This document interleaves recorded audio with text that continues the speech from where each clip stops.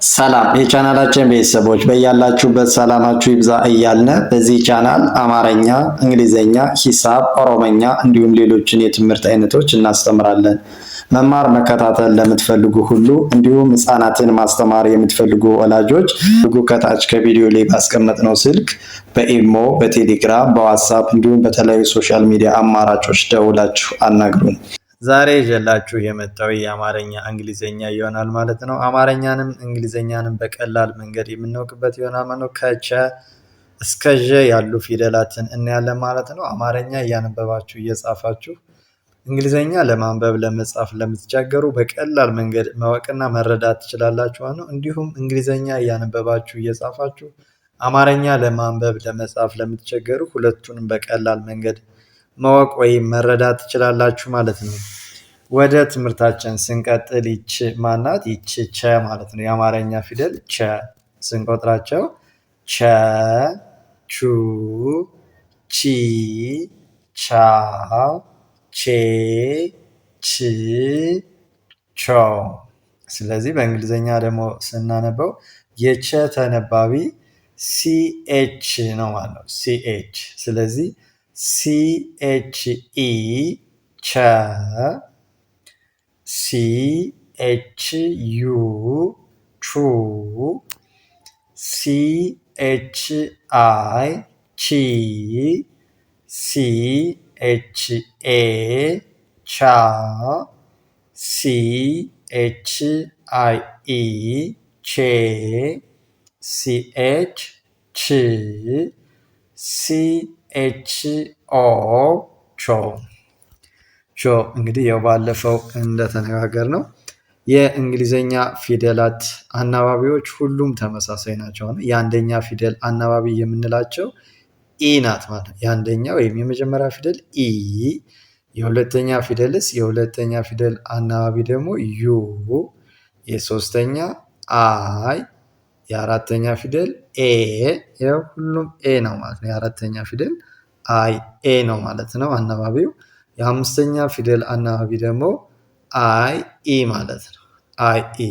የስድስተኛ እንዳል ራሱ ተነባቢው ነው። የስድስተኛ ፊደላት አናባቢ የላቸው ማለት ነው። ሰባተኛ ፊደላት ስንመጣ ግን ኦ፣ የሰባተኛ ፊደል አናባቢ የሁሉም ፊደላት ኦ ነው ማለት ነው። በዚህ መሰረት የአንደኛ ፊደል ከሆነ ተነባቢውን መጀመሪያ ድምፁን ከለየ ነው። ከዛ በኋላ ተከትሎ የሚመጣ የመጀመሪያ ኢ፣ የሁለተኛ ከሆነ ዩ ሆኖ መሄዱን ልብ ብለን መለየት ይኖርብናል ማለት ነው።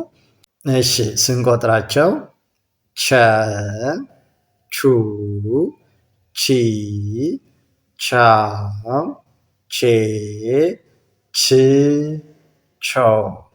ከዚህ ስንመጣ ይችስ ይቺ ነ፣ ነ፣ ኑ፣ ኒ፣ ና፣ ኔ፣ ን፣ ኖ፣ ኖ።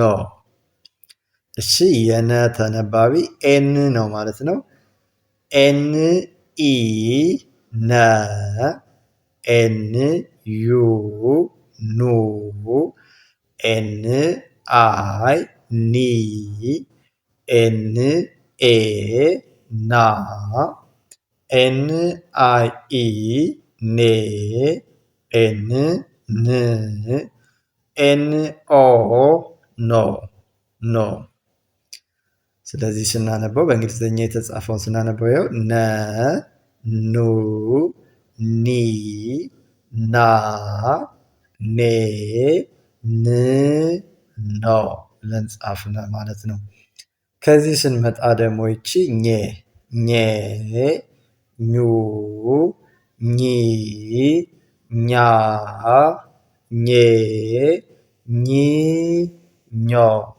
እሺ የኘ ተነባቢ ጂ ኤን ነው ማለት ነው። ስለዚህ ጂ ኤን ኢ ኘ፣ ጂ ኤን ዩ ኙ፣ ጂ ኤን አይ ኚ፣ ጂ ኤን ኤ ኛ፣ ጂ ኤን አይ ኢ ኜ፣ ጂ ኤን ኚ፣ ጂ ኤን ኦ ኞ፣ ኞ።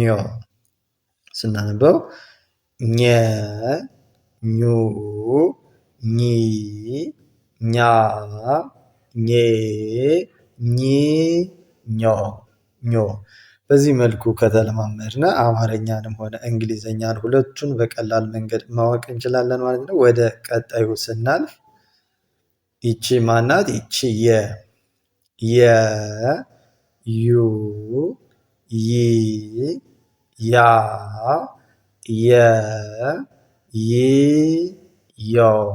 ስለዚህ የየ ተነባቢ ማናት? የየ ተነባቢ ዋይ ናት ማለት ነው። ዋይ ዋይ ኢ የ ዋይ ዩ ዩ ዋይ አይ ይ ዋይ ኤ ያ ዋይ አይ ኢ የ ዋይ ይ ዋይ ኦ ዮ ዮ። ከዚህ ስንመጣ ይችስ አ ኡ ኢ አ ኤ እ ኦ። እሺ አ ስንል ኤ ዩ ስንል ደግሞ ኡ ኢ ስንል አይ ኤ ስንል አ ኤ ስንል ኢ እ ስንል አይ ኦ ስንል ኦ ኦ። ድምጻቸው ተመሳሳይ ማለት ነው። ከዚህ ስንመጣ ይቺ ደግሞ ከ ኩ ኪ ካ ኬ ክ ኮ።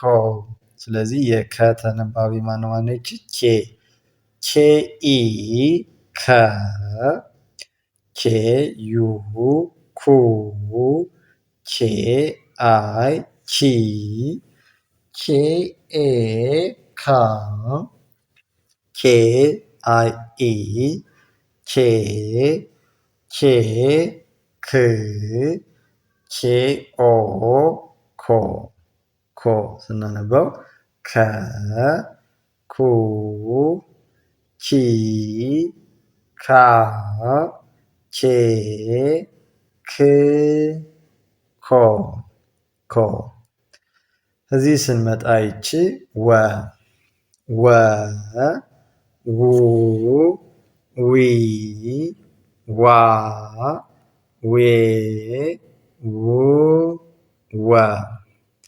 የወ ተነባቢ ደብሊው ነው ማለት ነው። ደብሊው ኢ ወ ደብሊው ዩ ው ደብሊው አይ ዊ ደብሊው ኤ ዋ ደብሊው አይ ኢ ዌ ደብሊው ው ደብሊው ኦ ወ ወ።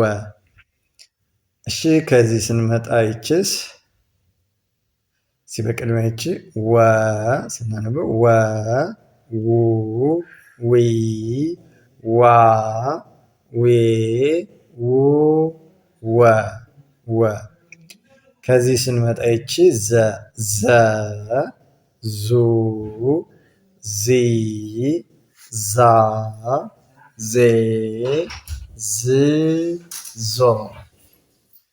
እሺ ዘ ብለን ስንጽፍ የዘ ተነባቢ ዜድ ኢ ዘ የዘ ተነባቢ ዜድ ናት ማለት ነው። ስለዚህ ዜድ ኢ ዘ ዜድ ዩ ዙ ዜድ አይ ዚ ዜድ ኤ ዛ ዜድ አይ ኢ ዜ ዜድ ዝ ዜድ ኦ ዞ ዞ ስናነበው ዘ ዙ ዚ ዛ ዜ ዝ ዞ ዞ። ከዚህ ስንመጣ ይቺ ዠ ዡ ዢ ዣ ዤ ዥ ዦ ዦ። እሺ የዠ ተነባቢ ዜድ ኤች ነው። ዜድ ኤች ኢ ዠ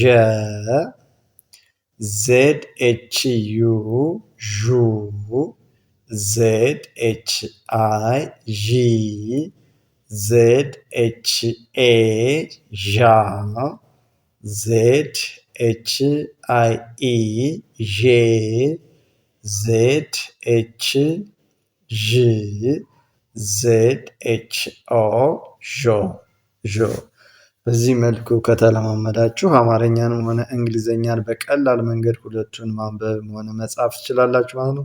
ለበለጠ ደግሞ በቅርብ ቀን ማንበብ መጻፍ እንፈልጋለን ለምትሉ አማርኛ፣ ሂሳብ፣ ኦሮመኛ፣ እንግሊዘኛ እንዲሁም ሌሎችን የትምህርት አይነቶች መማር መከታተል ለምትፈልጉ ሁሉ ከታች ከቪዲዮ ላይ ባስቀመጥነው ስልክ በኢሞ፣ በቴሌግራም፣ በዋትስአፕ እንዲሁም በተለያዩ ሶሻል ሚዲያ አማራጮች በመደወል ጎበዝ አንባቢና ጻፊ መሆን እንዲችሉ አድርገን እናስተምራችኋለን። ከታች ባስቀመጥነው ስልክ በመደወል ያናግሩን። መልካም ጊዜ፣ ሰናይ ቆይታ ተመኘን።